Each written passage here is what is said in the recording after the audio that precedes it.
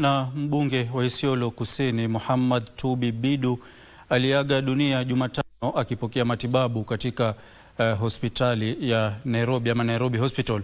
Amezikwa katika makaburi ya Waislamu ya Tuluroba huko Isiolo. Spika wa bunge la kitaifa Moses Wetangula aliongoza wabunge na maelfu ya wakazi wa Isiolo katika kutoa heshima zao za mwisho kwa marehemu kiongozi huyo.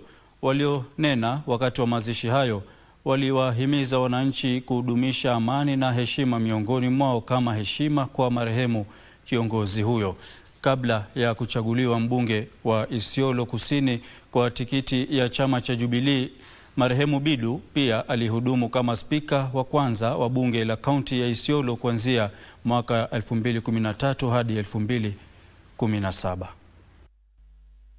Wale mliompenda muendeshe siasa yake ya amani na kupendana na watu. Mheshimiwa ameenda, amemaliza safari yake, na tumeambiwa pale ukiwa king, ukiwa mlalahoi, ukiwa nani, njia ni ile ile.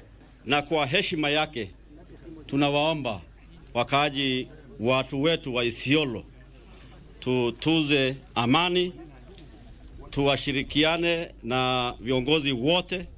Mumemchagua lakini hakuweza kuwafanyia kazi kwa ajili ya maradhi.